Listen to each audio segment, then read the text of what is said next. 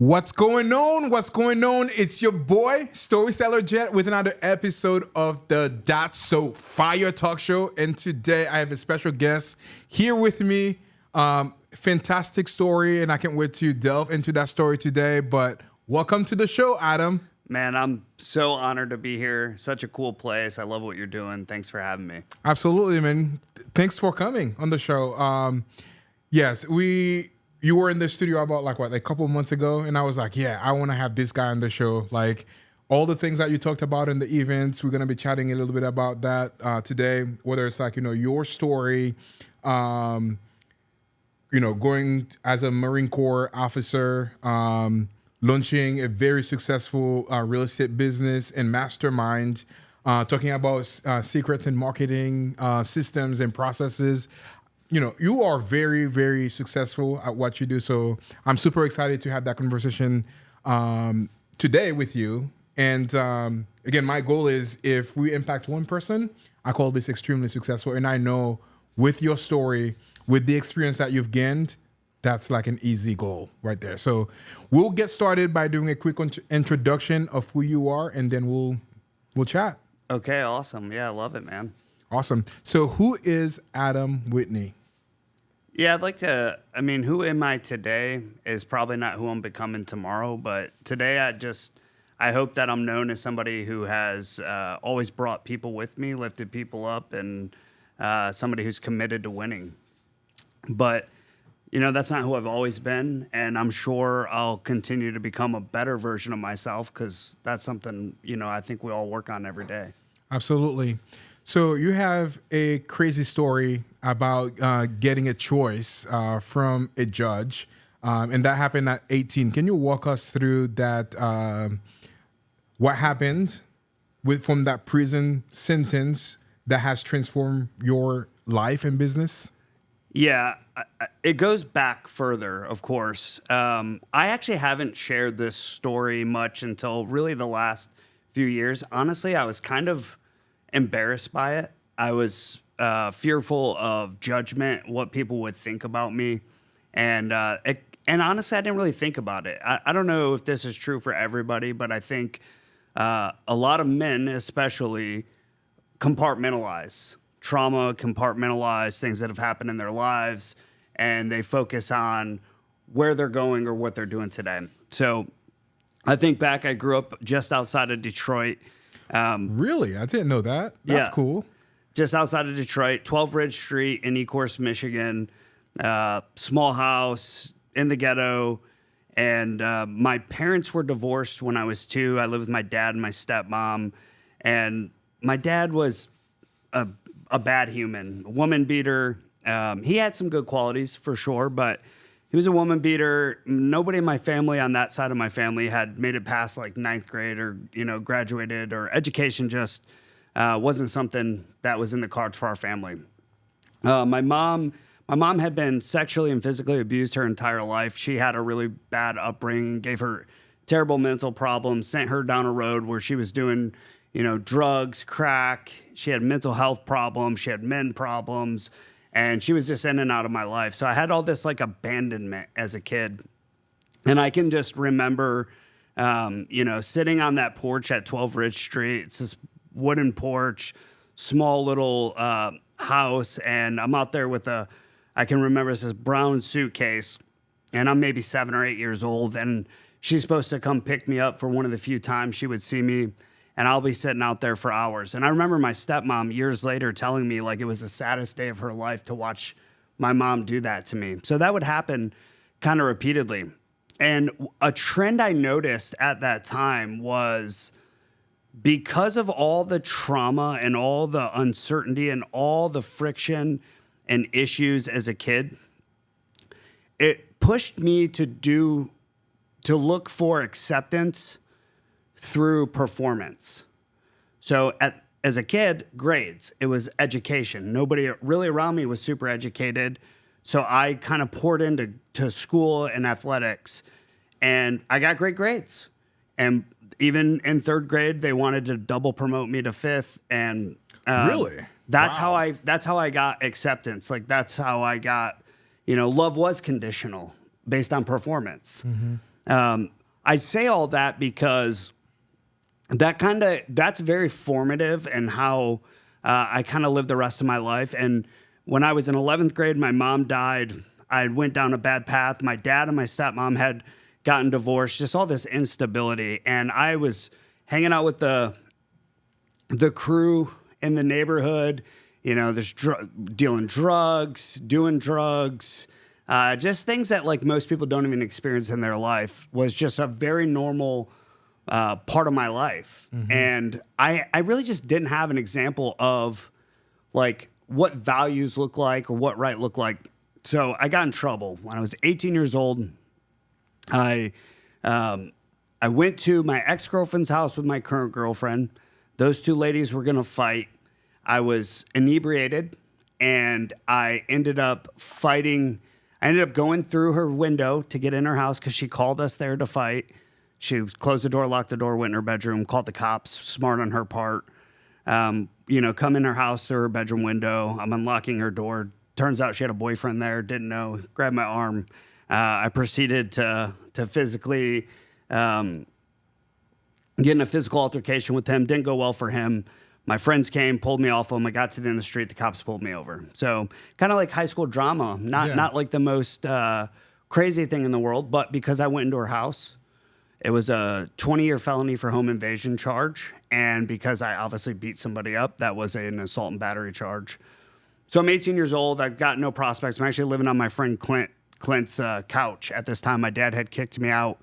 And a Marine recruiter approaches me. I say, hey, if you can help me get out of trouble, I'll join the Marine Corps. He's like, cool. I can't because it's illegal for me to go to court, but I got a guy up in Flint, Michigan who needs to make quota. He'll probably do it. Calls this guy up in Flint, Michigan. He comes to court for me. During my arraignment, the judge, the recruiter go into the back room. They come out. She goes, look, if you leave for the Marine Corps in 2 weeks and you serve 4 years honorably, then I'll put this under a program called HIDA. It'll be expunged. It'll be like it never happened. You'll be a free man. All you have to do is pay for the blood in the carpet. Yeah. And that led me into a life-changing event, which was joining the United States Marine Corps. And thank you for your service too, man. Of course. This is an incredible story. And thank you so much for coming here and sharing that as well. I know a lot of people, young people, might be dealing with this same thing like that with, abandonment and all of the other stuff. Do you have any advice that you would give to a young kid kind of dealing with the parent being divorced or being neglected by parents? Like any advice that you would give that you share with some people like that? Yeah, I think if you're have a lot of instability around you, you need something to hold on to. You need community. So that might mean a sports team. That might mean school and grades, or look to the places that are doing good. Go find a church. Go find a volunteer house where you can spend your time and do your best to get out of the environment you're in as much as possible and find a good example, find a community of people who will lead you down the right path. Look, it's hard. It's probably not going to change. And guess what? The rest of your life's also not going to change. People are going to disappoint you for your entire life. People will not disappoint you. You're going to have challenges. Life's not fair. This is your first test in life to learn how to overcome adversity. And I find that the people who do have trauma, you talk to a lot of successful people, they have trauma, they have things that they've overcome in their life. They're just resilient. And they have the ability to weather challenging things. Everybody has challenging things in their lives. Everybody, even the most affluent people have challenging things. The poverty, people in poverty have challenging things. People in the middle class have challenging things. Life is really about being resilient and having the ability to have a great community, people to lean on, somebody to confide in. If you're spiritual, hopefully you're strong in that part of your life. And things are going to be hard. There will always be hard. Choose your hard and enjoy the experiences. They form who you are. Absolutely. So people that have experienced trauma as a child, that's definitely affect them how they operate here in the present. What advice would you give to some people that have had that experience with trauma as a young kid that is showing up in their lives today? Yeah, hopefully it's showing up for the positive. So there's like two routes that happen. You know, you have some type of meaningful trauma and you have two choices. You can either let that dismantle your life or you can use it for good. And the people who use it for good are typically running away from it. So what's the furthest you can get away from, you know, abusive parents, abandonment, you don't feel loved? Well, you can go create that in your life and you run away from that trauma, that hardship, and you go look for places to be validated. And a lot of times where that shows up is people get obsessed with success. Now, I'm not saying that that's right, and some people do become empty because of that, but that's what happens. And I would tell you to take that same energy and look for a place of good to direct that energy. So I'll give you an example. So I said early on, I did well in school. I was smart enough to do well, get all A's, all that. As my life started to unravel through middle school and going into high school, probably about midway through high school, my mom died. I was into drugs. I was doing all this stupid stuff. My GPA dropped, plummeted. I basically quit going to school. I was in 11th grade. I remember getting a call from my aunt. She says, your mom is dead. She's in her apartment. So I drive my girlfriend's car. I have no license, by the way, to my mom's apartment, a city over, find her dead body laying over her bed. And that was traumatic for me. And I basically quit going to school after that. And it plummeted my GPA. And I remember I was in my senior year. It was the last, basically like the last couple of months of school. And my marketing teacher said, if you don't get a D in this class, you're not going to graduate. And he said, I don't want to see you back here next year. So you're going to write these 20 definitions. I'm going to give you a D and you're going to graduate. So I did that and I graduated with a 1.954 GPA. I was fourth from the bottom. Wow.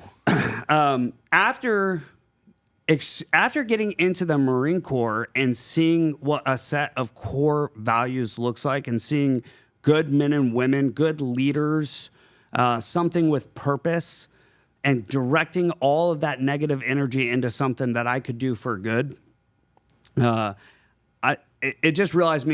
helped me to realize that anything was possible. So of course I go to college. I end up getting, 2 or 3 degrees. I graduate magna cum laude, but I barely graduated high school. So I think you have so much power behind you through that trauma. That mess does really become your message. Yeah, absolutely. Earlier, you mentioned that you never wanted to share those types of stories. Can you tell me why did you decide to share those like hard moments that you have experienced over your life, and why is it important to do so? Yeah, it was actually 2021. I was just having some what you would maybe consider mental health issues. I was just having some bad dreams, and I'd been to combat multiple times and lost some friends. And I had finally, and it was very taboo to go talk to like a psychologist or a professional. You didn't want it to affect your career in the military. So this is a whole nother part of my life, right? Multiple combat deployments, all of that kind of trauma. So totally different set of trauma, but much that comes with that. So in 2021, I finally go talk to somebody.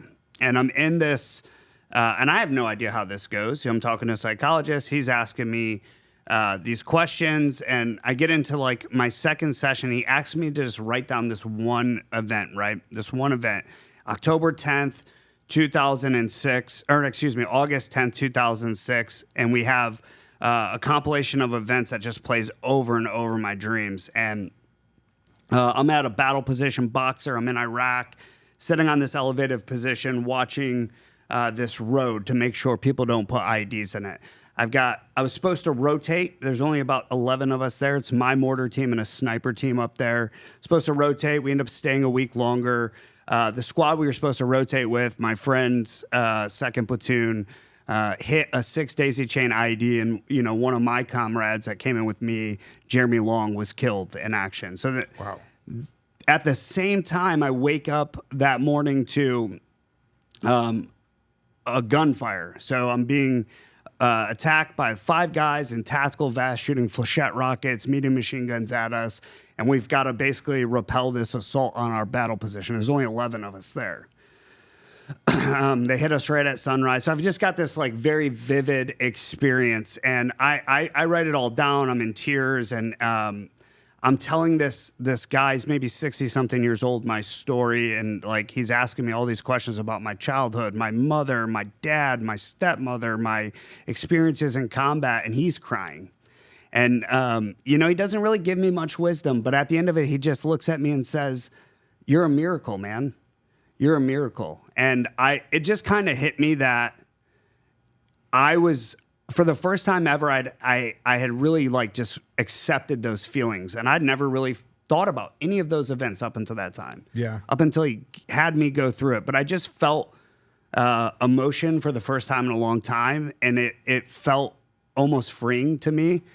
And as I thought about that and those experiences, and, you go on these stages and people go, "Look at that guy. He's so successful. He's got it all figured out," but they don't know where you came from. Yeah. And there's probably 100 other people out there who come from something similar or even worse, who, if I'm willing to share that story and be vulnerable, maybe it encourages just one of them to change their lives. Absolutely. And traditional authority says, "Hey, look at me. I've accomplished all of this." But magnetic authority saying, "Hey, I have been where you are, and let me be the guide that can guide you." And people, when you share those types of stories, they connect more with you on an individual level.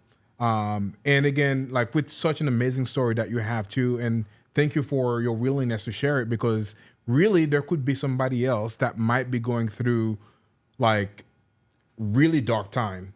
But by you sharing that could be the hand that is like, pulling them up. Yeah. So you don't know how many people that you are impacting by sharing all of the hardship that you've had to go through. And also, I'm a huge believer that like, the stories, the experiences that you get to go through are the things that are really shaping you to be the person that you are today. You've been a very successful business person.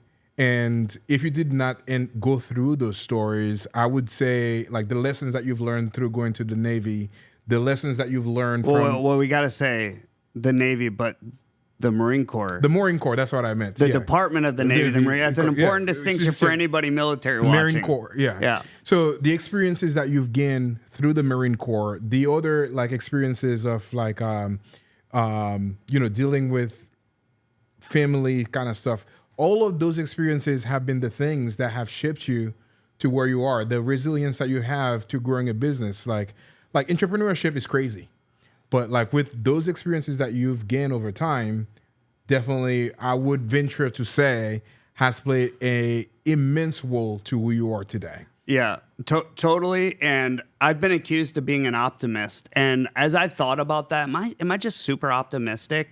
Well, my threshold for pain is extremely high.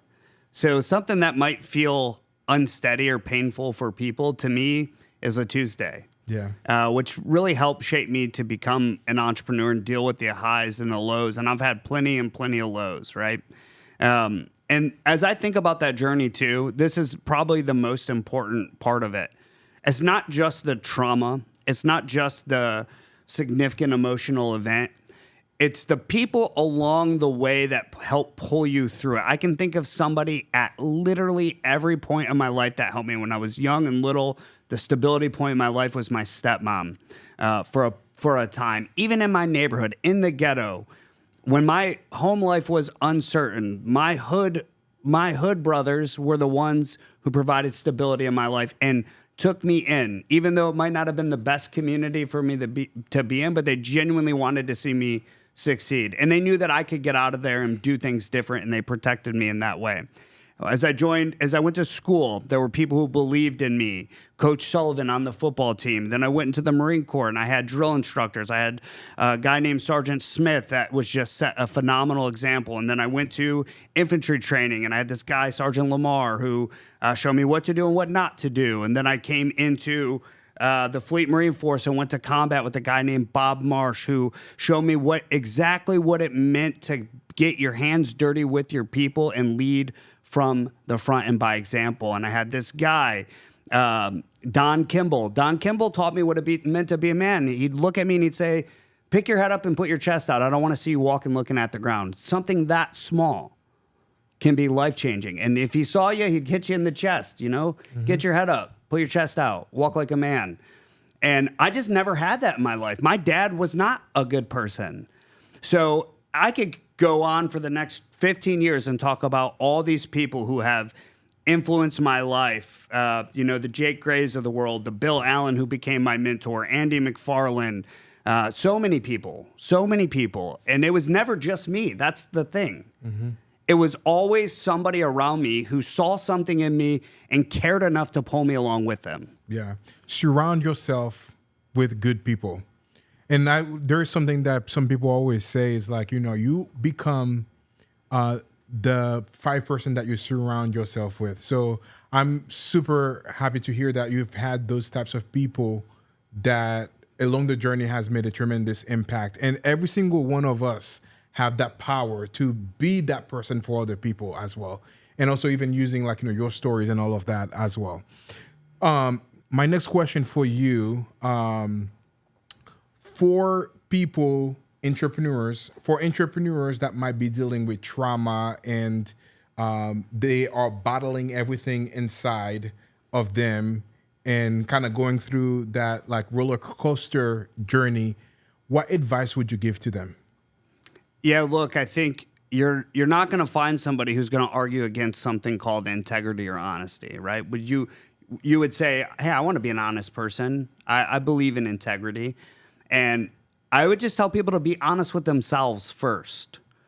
That's kind of where it starts, is to really be honest with yourself. And once you start doing that and having acceptance, it makes it different. It makes it easier for you to have the conversation and to allow the things, to recognize that the things that happen because of you and throughout your life that are yours to own shape the person you are today, but they do not define who you have to be in the future. So I just encourage people to be honest and start with themselves. Like, you think about this, Jetro, we're in these rooms, right? We go to these masterminds and we see all these other successful people. And I look around and I go, I'm pretty sure some of these people aren't being honest with themselves, whether it's about their business and the performance of it, or just the fact that they're chasing vanity numbers that actually don't have nothing to do with why they got into what they're doing in the first place. Or they're overly focused on things that will not provide significance in their lives. Like, guess what? Money is a tool, and it's awesome to start as the thing that you chase. It's super empty. There becomes a point when you have a certain amount of it where more of it doesn't change your life. And it's really not about the money. It's about what you can do with the money, the things that fulfill you, the impact you can make beyond money. Yeah, absolutely. Boom. Mic drop. Well said. Follow-up question to that. For any entrepreneurs out there that are falling into that trap of not seeking help, they don't want to seek help because that will basically tell them that they're weak or doing all of that. What advice would you give to those people that are dealing with crushing mental stuff? What advice would you give to those people about seeking help? Yeah, I want to quickly draw a very important delineation. There is a difference between being open, honest, and vulnerable and being a complainer. Okay? It's really important that when you're ready for this to quote unquote get help, you have to be willing to accept ownership of everything in your life. Nothing is happening to you. If you believe things are circumstantial, then you're going to be stuck for a long time. When you can frame your mind, and no matter how, even if I feel like something is outside of my control, but it happens within my life, it is either my fault. We had this thing in the military as a Marine officer when you get like a job description every time you take over something. And one part of that description always says you are responsible for everything your organization does or fails to do. Period. There's no like, oh, your guy got in trouble on the weekend. Well, he was off work. There's no such thing as that. Everything is your responsibility as the leader. Everything is your responsibility in your life. You have to first accept that. If you can accept that, then you are now open to getting help, because I will see the difference between two people. One person will say, all these bad things are happening to me. And another person will say, hey, I've done X, Y, and Z and I need help. You can only get help when you're ready for help. So I think that's a really important delineation. But yes, be vulnerable. The first step to getting help is asking for help. The second step is when you ask, make sure you're actually open to receive. I can't tell you how many times somebody has called me or I've tried to help somebody who just simply wasn't open to receive. Or you tell them, hey, I've been down that road. Here are some things that might be helpful for you. And they, I'm not sure if that it's like, okay, well, then you're not open for my help. Maybe you should seek somebody else's. So I think you got to be open, ready to receive that help.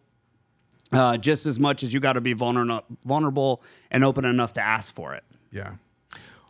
What is the biggest lessons that being in the Marine for 20 years has taught you? Yeah, people are everything. In an organization, building anything meaningful. I spent my entire career doing really well in the military, by the way. Like I got all the accolades, I got all the great ratings, and I did it through just focusing on the people I had the opportunity to lead. I knew that if I could enrich their lives, make them level up, and genuinely just care about them, everything for me would just take care of itself. And it was true. And I try to take that to business as well. The people in my life that I've allowed in my circle, I know if I can enrich their lives, my life too will be enriched. That's probably one of the biggest lessons.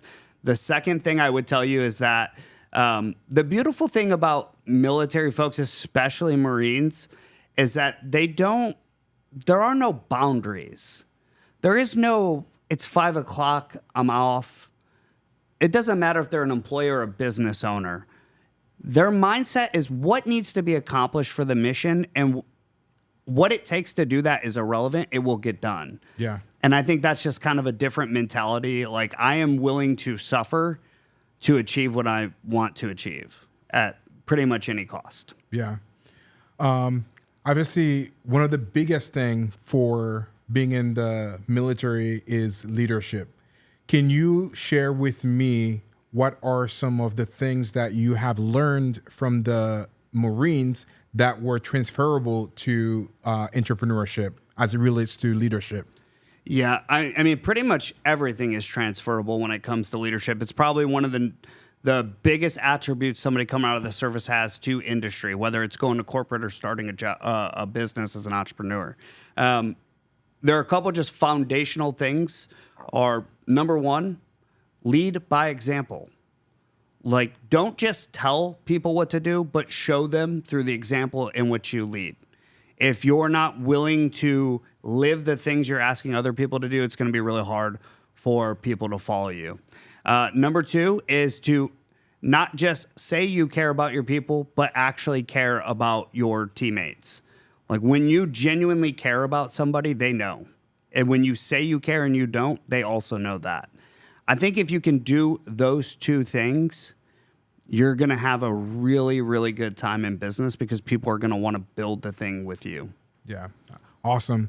So I think this is a really great segue to move to the entrepreneur journey that you've been on.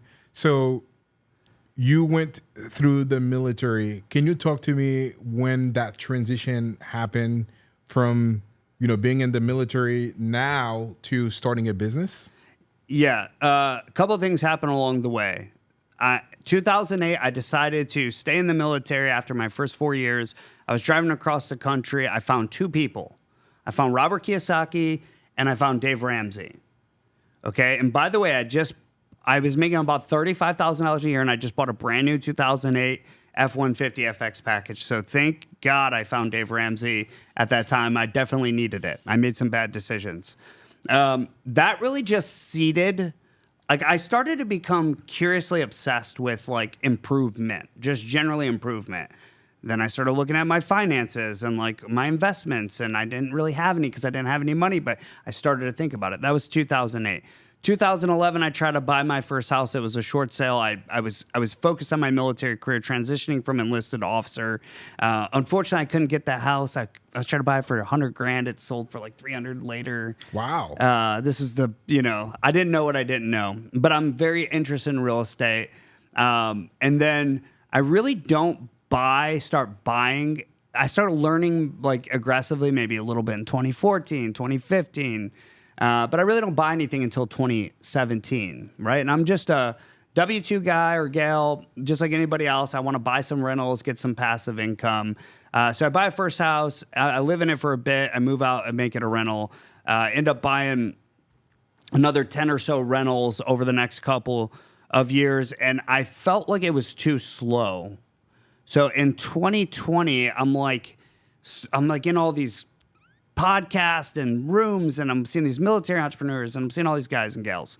And I find this guy, Bill Allen, and I fall into the 7-figure flipping world. I joined this mastermind. I'm like, well, this guy is doing 200 houses a year, and how is he going so fast? I want to go faster so that, when I retire, I can focus on real estate full time. And I'm building this all while active duty, by the way. Wow. I'm still in the military.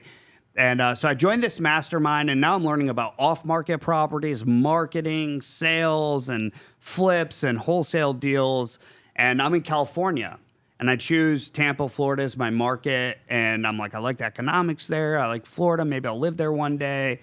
And so I'm in California. So I'd get up at 4 o'clock in the morning, and I would call Florida at 7 a.m. I'd be calling, leads in Florida up for 3 hours before I go to work at 7 a.m.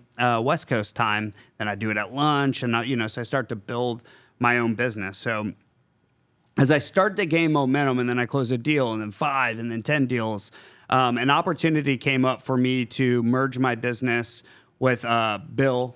And Bill asked me to come on, be a partner, like, hey, let's merge our businesses. So as soon as mine started to take off, he's like, let's merge. He had some other endeavors he was trying to go into. So I take over that whole operation and organization. And then, we're doing a bunch of deals, right? Now we're doing lots and lots of deals. So do that for a few years. I'm still a member of the 7-figure flipping mastermind. I get an opportunity to buy equity in that company. I end up buying some equity in that company as I'm seeing success. And then as I was retiring in 2024, Bill asked me if I would be open to being the CEO of 7-figure flipping now that I got extra time on my hands. And I did. I said yes. And it's because that community for me gave me everything. And the people in it are amazing. And it's like the creme de la creme of house flippers are in there. And I've learned so much, and I've gotten so much from it. It's my responsibility to now give. Yeah, absolutely. I want to take one step back because I want to ask you a couple quick questions about something you just mentioned. What is the biggest lesson that you've learned from Dave Ramsey? I think the biggest lesson from Dave Ramsey is honestly just intentionality. Just how many people don't actually know where every dollar is going? And that's what Dave tells you to do. No, make sure every dollar has a home and you know where it's going. And he's got these 7 steps, right? The Dave Ramsey 7 steps. The only ones that are really good are really the first 3. And the primary lessons from Dave is, number 1, get rid of all your consumer debt, especially credit cards, all that kind of thing. Number 2, have an emergency savings. So, for many, that might just be $1,000 or $500, but you have an emergency fund so that you're making sound financial decisions from a position of advantage. And then that's kind of where I veer off from Dave, was when we start talking investing. That's why Kiyosaki was so much more influential at that time. But emergency fund, pay off your debt, know where all your dollars are going, create good money habits. I'll tell you right now, I know a lot of people who make a lot of money, and you probably see this too, man. If you can't manage 10 grand well, you probably ain't going to manage 10 million well. Yeah. Yeah. One of the things that one of my great friends says, making money is easy, but keeping money is a total discipline. Total discipline. I agree. Yeah. So then follow-up question to that. What is the biggest lesson that you've learned from Robert Kiyosaki?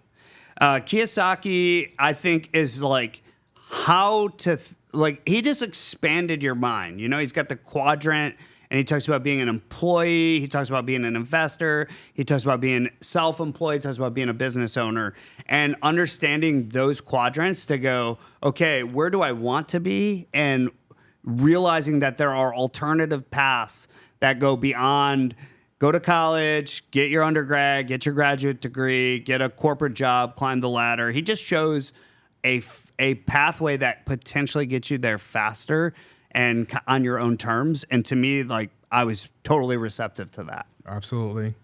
Now you are the CEO. Now you are the CEO of Seven Figure Flipping. Why is it so important and crucial for people to be in a mastermind and to, surround themselves with other people, like-minded people? I think it can be very lonely. Some people are doing the business and they don't have a support system. Maybe their spouse is mildly interested. Their friends all work corporate jobs. They really don't understand the things that you're going through as a business owner. Or if you're new and you're trying to really get started, a lot of people are thinking, why would you do that? That's risky. And I think just getting in the rooms, you made a point earlier, and everybody has heard this a million times, but if you're around 5 people doing amazing things, you're probably going to be the 6. If you're around 5 people who are saying, stay in corporate, pulling you back, you'll probably end up as the 6 there too. So being in those rooms where, I'll tell you what, I'm inspired to this day. I go into these rooms and I see somebody doing something and I'm like, wow, maybe I should be doing that. It's like very inspiring. So it does 2 things. It gives you a support system, like a board. Think of it as like your personal board of directors, right? I got to go to the board. I have this big decision, and these guys and gals have been down that road. So that's very, very useful. Of course, there's tactics and strategies and education and speakers and events. But it's really the relationships in the community. And I would tell people this too. If everybody is not a fit for 7-figure flipping. In fact, there are many people that I will just flat out say you're not the right fit. But I'll recommend a place for you to go. I've got friends who also have amazing communities, right? Like Josh and Tiff, CG. There are places for everybody. But to be in our community, it's a little different. We're impact over profits. So it's not about making profits. We expect you to do that. It's about what kind of impact you're looking to make. It's about your values, your family. You come to these events, we're not dressing up like this. You're going to see me in a hoodie and t-shirts. You're going to see my kids there. I expect your kids to be there. It's just an impact, service, and legacy for us. Yeah. I served for 20 years in the Marine Corps. Now I get an opportunity to serve entrepreneurs in real estate and 7-figure flipping, to serve my family, to serve the 7-Figure Foundation, which is a nonprofit board. I just went to Mexico about a month ago, early September. Yeah, about a month ago. We built a house for this family. Our company, Blackjack, my real estate company, donated about 25, 30 grand this year. That buys 2 houses for people who don't have anything in Mexico. Mm-hmm. And then my leadership team and I were able to go down there and build houses. And I got more out of that than I gave. Yeah. Know? That's fantastic. So that's what it really means. To be in that community means you're either your mind is there thinking that way, and you're going to get enhanced by being around people who really care about those values and those things. Absolutely. You're touching on something that I want to expand and a little bit on over here. You says you expect people to bring their kids with them and the mastermind. And you also talked about Bill Allen. And I haven't met him yet, but I'm super excited to meet him in about a month because I'm going to Coaching Inc. Shout out to Tom Crow. Let's go. Bam, baby. Let's go. Tom Crow. I have like a BIM bell over there. I need to bring it over here so I can ring it. But Bill, your partner, is doing something that I feel like is super interesting and fantastic, which is a TV show about kids who flipped. Can you talk a little bit about that and what this is about? Yeah. I'd love to. So when we talk about impact and legacy, those are like great buzzwords. Impact, the foundation I just talked about, is a nonprofit that entrepreneurs started, not even us, in our community, and we get to go to give our time, treasure, and talents in that. Well, then, we're going to these mastermind meetings, and these kids for the past 10 years have been coming along. And so Bill, a couple years ago, creates like a subcomponent called Teenage Tycoon, a kids mastermind, so like they can go on their journey. And, that's a part of the community. Well, some of these kids started to flip houses. So they've been around forever in our community, coming to the events and really interested in what their parents are doing. So Riley Eccles and her dad, Nate, and then Ollie Whitefield, who lives here by us, has flipped houses around here, and his dad, Ryan.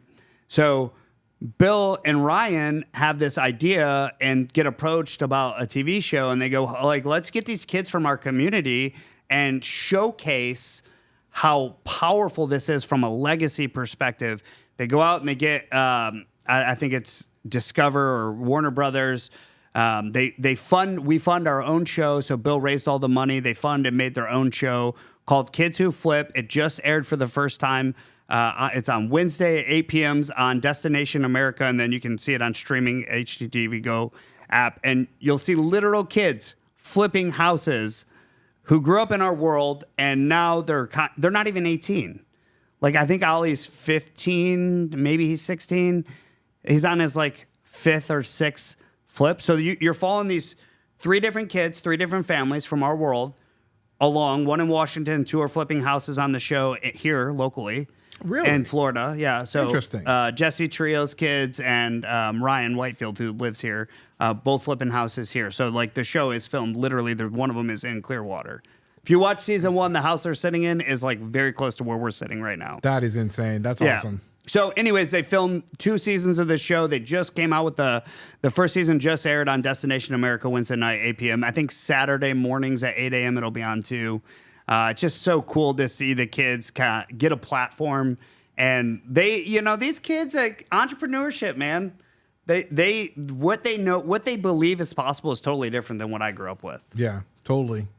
Thanks for sharing that, and can't wait to meet Bill. And I have heard so many great things about him, and also I love the ClickFunnels community, and I know he's heavily involved in that as well. So definitely looking forward to meeting him. So. Yeah, Bill Allen, retired Navy pilot, engineer by trade, flies his own plane, has a beautiful family, his 3 boys, his wife Lucy, has a farm. We were talking about his farm. Yeah, that's super cool that he's doing that. Yeah. Builds a 7-figure farm in his backyard for no good reason other than he wanted some horses and wanted to bring his family closer together. He has a great barn.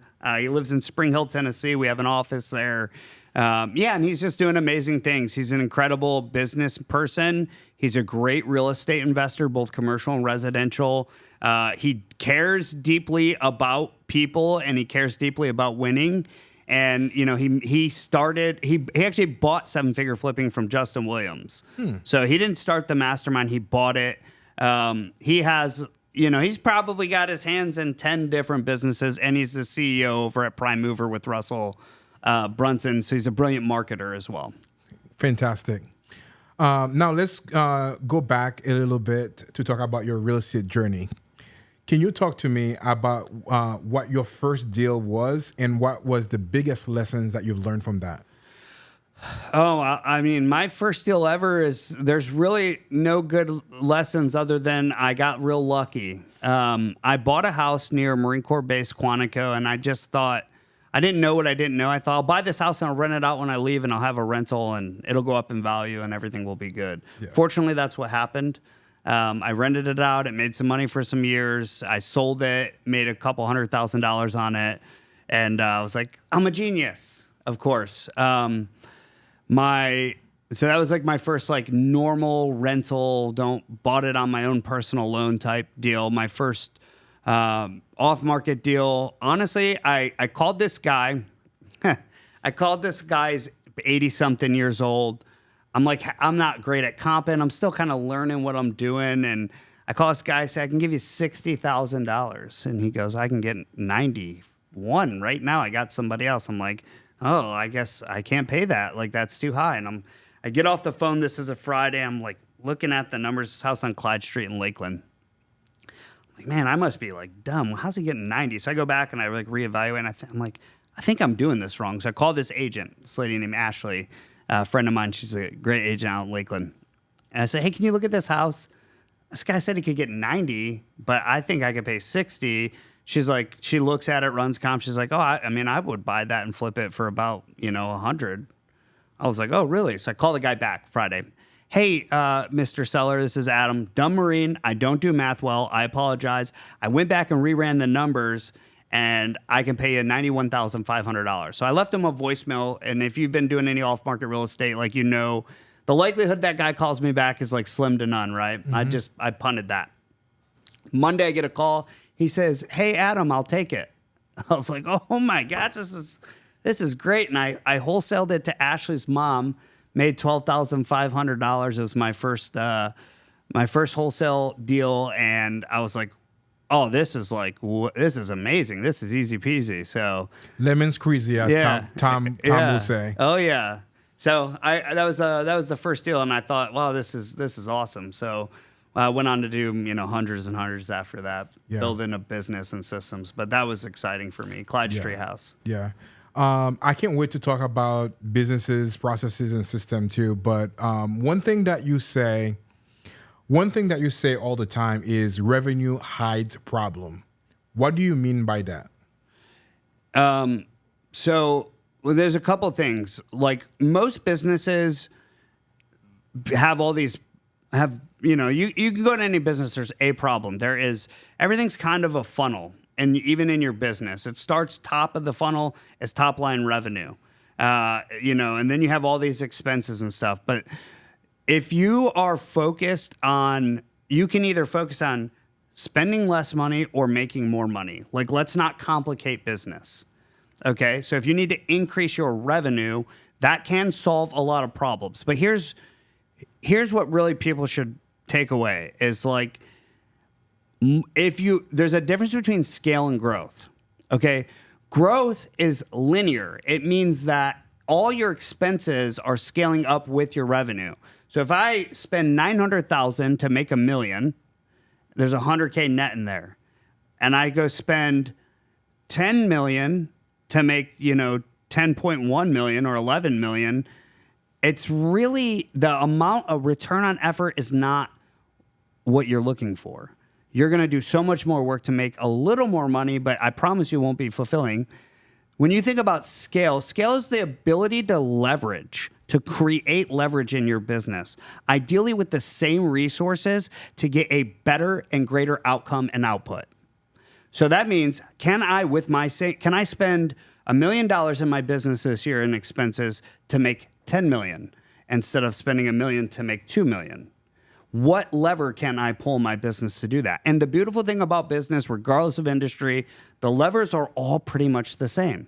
You have marketing, you have sales of some sort, and you have some middle operations, and you have HR and finance. We all have very similar levers. It's not really rocket science. Yeah, for sure. So what is the role of creating systems and processes and growing and scaling a business? Yeah, so every business has to have, and actually every business, whether you know it or not, has systems and have processes. Okay, a system is a compilation of people and tools that support a process. Okay, so let's be clear on what that is. A process is just the flow, the workflow of something. So if you think about a real estate investing business, like a big conveyor belt, goes from left to right.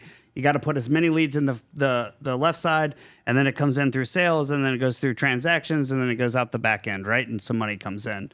So what are processes? Processes are the flow, the workflows in which those things happen. So in marketing, you might have processes that say, hey, I pull a list. This is how I pull the list. This is how I filter the list. This is how I then take the list and enrich the data and skip trace it. Once it's skip traced, this is how I take it and I give it over to people to call it, or I send it to the direct mail house.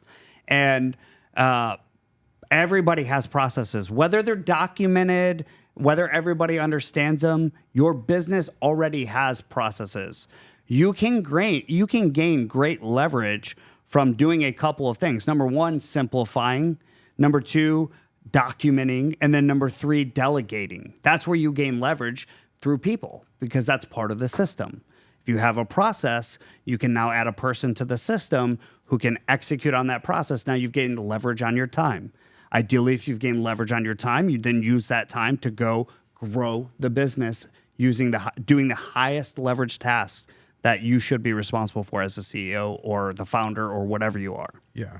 You just mentioned that in 2024 that you were getting into retirement, that you were done, and then the opportunity with seven-figure flipping happens. What was the biggest thing that has contributed to your success that has helped you retire so young? Well, I suffered in I retired from the military, right? And so the military has a pension, this really cool thing. So if you stay in the military for 20 years, they give you 50% of your base pay for the rest of your life. Now, not of your housing and all the great pay you get. So for example, I'm a retired 04, which was a major in the Marine Corps with 20 years. I get about $4,000 a month from that, and I get another $4,000 from the VA. So I make about 96 grand a year for the rest of my life just waking up. That's incredible. Okay, so that's after giving everything for 20 years to the military. That's what you'll service members get. So I'm retired from that career, but I'm not retired from working, of course. I'm passionate and have a lot more to give and a lot of places to serve. So that's what retirement means. And I'll say this too about success. Like, if I could talk to 5 years ago, Adam, like I would be in disbelief. Like Adam 5 years ago would be in disbelief where I am today. But where I am today is like just the beginning of where I'm going and what I'm excited about. So I don't know if I would say, sure, I'm successful to 5 years ago, Adam, but today I have so much left to give and so much more to do. I'm really just looking forward. Yeah, I mean, commendation to you, man, because I know a lot of people, if they're getting $96,000 for the year, they're good, man. They're just going to be, coasting through life and live life, but you are not done. You're just like, keeping and doing that. So, I mean, $96,000 is a lot of money. So yeah, for a lot of people, I think so. Yeah. Yeah. And for me, at one time, I dreamt about that. Yeah. When I was growing up, the richest person I knew was probably making $90,000 a year working at one of the motor companies. I literally remember thinking to myself, if I could work 90 hours a week in one of these Ford factories and make 100 grand a year, I would be rich. Mm-hmm. Like I couldn't even imagine a life beyond that. Yeah. When I grew up, like that was it. That was the pinnacle. Yeah. Now we're talking about money and doing all of that. So one thing that you do all the time is raise money. Yeah. What is the biggest misconception about raising mony? I think the biggest misconception about raising money is that, if you feel like you need money for your real estate deals, you're missing the point. You're doing it wrong. If you feel like I need money for this apartment, this flip, you're doing it wrong. The truth is you have an opportunity. You have an opportunity, and guess what? There's $5 trillion sitting in retirement accounts that can be employed. There is way more capital available in the United States than there are good deals available. Now, there are a lot of people who don't understand that want to invest in real estate but don't understand that they can be a passive investor. And that's, to me, the difference between a good capital raiser and a bad capital raiser. Obviously, you have to raise capital for good deals and perform. That aside, I think everybody understands that. But to understand that you have a genuinely amazing opportunity when you have a real estate asset that you get to let somebody come into your deal and do nothing other than send some cash. And you're going to do all the work and they're going to get an amazing return on their money. And if you talk to somebody who has money and that doesn't excite them, they are probably not the right fit for your deal. Yeah. Like, it's as simple as that. Yeah. Follow-up question to that. How can somebody fund deals without having access to banks? Oh my gosh. There's so much money out there. So let's talk to the house flippers for a moment. First off, there are hard money lenders, institutional hard money lenders beating down your door to lend you money, literally want to give you money as a house flipper. You're so important to them. And they will typically give you 80 or 90% of what it's going to cost you to purchase that house and 100% of the rehab. Now, where do you get the rest of the money? Well, maybe you have some liquidity. That's great. Maybe you don't.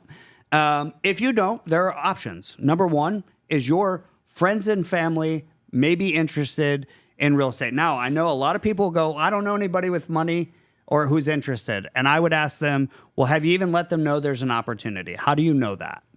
And we do this thing called the 500K challenge, and we run this like 5-day flip funding challenge. So for 5 days, Bill goes on and trains Monday to Friday on how to raise capital, how to talk to people, exactly what to say, exactly what to post on social media to get the conversation started. And I'm not kidding you. I could show you literally this year. We've done this like 10 times. By Wednesday, people are like, oh my gosh, somebody wants to give me money. What do I do next? It is just... You guys just don't really understand how much money's out there until you start to really do this. There's plenty of money to do flips. Hard money institutional lenders would love to lend you, especially if you have a decent profile and you're a good human and you take care of yourself. And then your friends and family, private money is more abundant. You don't believe me right now, I'm sure, but I promise you it's more abundant than you think. Yeah, and they call that OPM. Other people's money. That's so right. Definitely leverage that to make sure that you can fund your deals and grow from there as well. So for anybody out there like that wants to do flipping, that have maybe 10 deals under their belt, under 10 deals under their belt, where they should focus first to continue to grow and get funds? I think it's, if you've got under 10 deals, just make sure you're profitable. If you've already, let's say you've already done a house flip, I want to do the next one. Make sure you make money. That's the most important piece. When people are like getting into or just starting in real estate, this only works if you actually make money. Mm-hmm. You'll only be able to keep going as long as you learn how to make money. So flip a house profitably. Don't just flip a house. Yeah. And then start to look for things called leverage. Those are more capital, cheaper capital, systems and process, and people. Building and scaling a business is not more complicated than that. Whether you're doing 10 or you're doing 500, it does not matter. Those are the capital, people, systems, process. That's it. Those are the things that must happen in order to actually go from a hobbyist house flipper to doing 20 a year, to doing 100 a year, to doing 500 a year. Those are the 4 things. Awesome. Now, looking back over your real estate journey, what would you have done differently in year 1? In year 1, I would have focused more on the things that actually move the needle. So what I would not have focused on was a website, a business card, a Google Drive, a CRM. All I really needed to do was talk to the people who had the resource I needed. So whether that was a seller or a wholesaler, underwrite deals and make offers. And honestly, everything outside of that was a huge waste of time. And what's crazy is my mentors told me that, and I still felt this urge to build the whole business A to Z. And boy, did I probably leave at least $100,000 on the table because of that. Wow, that's powerful. Yeah, thank you for sharing that. So a lot of people, we talked about that a little bit ago, about the difference between growing a business and scaling a business. Some people out there, they might be scaling too fast. So, and that comes with a lot of downfalls from that. So and for you too, as part of your journey, you were scaling a little bit too fast. Oh, for sure. Can you talk about how some people can recover from scaling too fast? Yeah, I think let's just talk house flippers for a moment, right? You start to buy a lot of inventory and you get really good at getting deals. Maybe you have a whole acquisition team. You get really good at getting capital, and you get your choke point becomes your ability to execute on a rehab. So your construction and project management arm. So let's just say you have all that figured out. You start to scale. Buy inventory, buy inventory, buy inventory.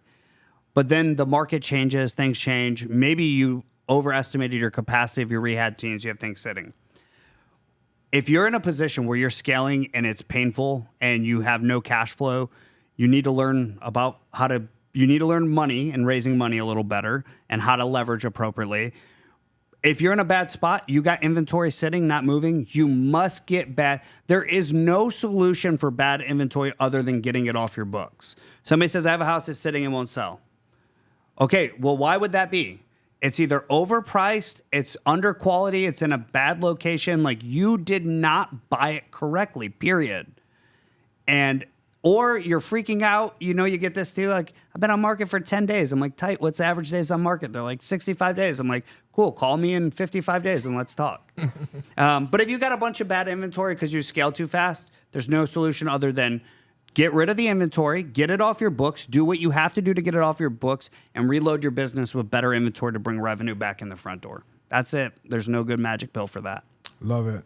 Now that we are nearing the end of the talk show, it's been so fantastic having you and conversing with you. And as I said earlier too, I knew that was going to be so good that we probably would need to do another one. So we might still have to schedule another show and talk more about some more things about, we touched on 7-figure flipping, but we could have gone a little bit deeper on that. In blackjack real estate, we could have gone deeper, but it's been such a fantastic time having you on the show. Now we're going to do a quick takeaway and quick kind of real worthy types of question over here. Okay. You ready for this? I'm ready. All right. First one, what is the number one myth in real estate? The number one myth in real estate is that wholesaling is the best way to buy houses when you have no money. That is a myth. Yeah. And if you want to talk more about that too, you can make them longer too if you want to. Okay. So check this out. Most people will say, I don't have any money, so I'm going to start wholesaling because it doesn't cost anything to do wholesaling. That's false. Actually, wholesalers have risk on the front end. Most wholesalers are spending between $5,000 and $10,000 before they ever have a deal. A house flipper can leverage hard money and other people's money, have no marketing spend, come to Jetro. Jetro can wholesale me a deal. I can buy it. Now, I have a capital outlay and risk with capital I'm borrowing, but I actually own an asset. Wholesaler doesn't own anything. All they do is send marketing dollars out in the world and pray that deals come back to sell them to you as a house flipper. So it's false. It is an absolute myth that wholesaling is the way you should get in and start in real estate because you don't need any money to do it. It's nonsense. Yeah, that's great. Second question, what are some of the daily habits that you've learned from being in the Marines that still benefit you today? I think, my life has changed a lot. I will say my habits have changed, but I try to make it a point to, as a leader, to spend time with somebody on my team every day. Same thing I did in the Marine Corps. This old general, Al Gray, maybe it was, used to call it leadership by walking around, LBWA, leadership by walking around. And even if your team's virtual, I still call somebody from my team every day and make sure I'm touching base with people so that I'm keeping a good pulse on what's going on. Fantastic. What does freedom of time looks like for you right now? Freedom of time for me today. First off, time freedom was my initial goal, but what I realized was it was decision freedom. I wanted to actually be able to decide what I do with my time. That's the way I view it now.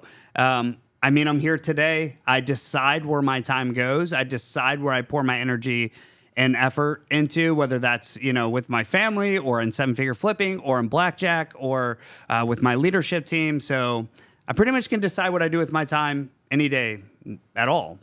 I don't have to do anything. I could just be done, but I decide to work on the things that I'm passionate about, the things I'm willing to suffer for, as Tim Tebow recently educated me. Yeah. And why is that so important? Well, I think, people have this vision of retirement, especially if they're in a W-2 or like me, I was in the military. It's like, doing nothing is not fulfilling. So, I'm 39 years old. I'm not 80 years old. So you got to have something that you care about: service, impact, or legacy. For me, if it fits in those three buckets, like, I'm excited about it. Fantastic. Love it. What is your biggest advice turning trauma into triumph?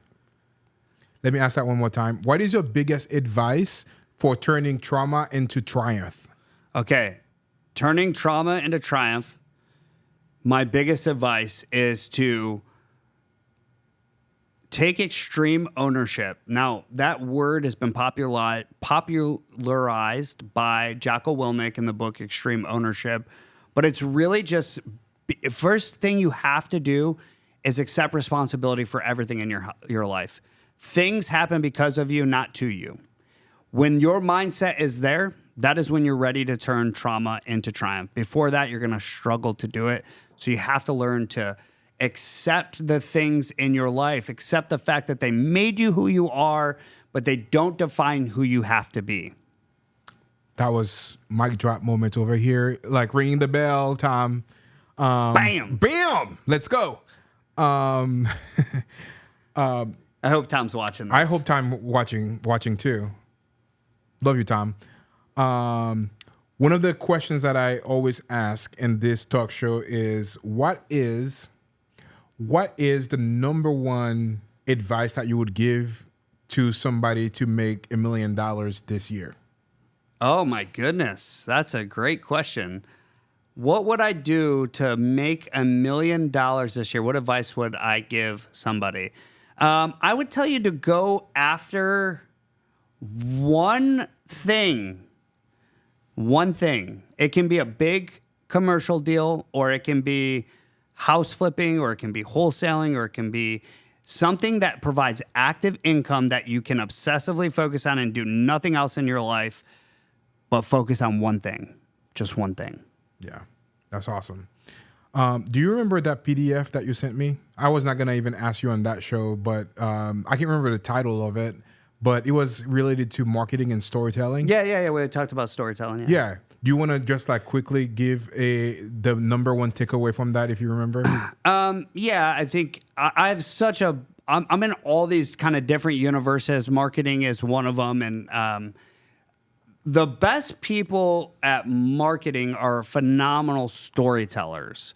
You look at Russell Brunson, you look at Bill, we look at you, like, just really good at telling stories. And people learn and listen through stories. This guy, Donald Miller, wrote a beautiful book called Building a Story Brand. It's all about just telling stories, and that's a great way to deliver information. And that particular document just kind of broke down how they use these events and these stories to bring people on a journey to help them to get from point A to where you're trying to bring them in point B. And really the truth of all of those interesting and deep techniques is how powerful storytelling is specifically. Yeah. What advice would you give to people about using stories in their business to grow their marketing?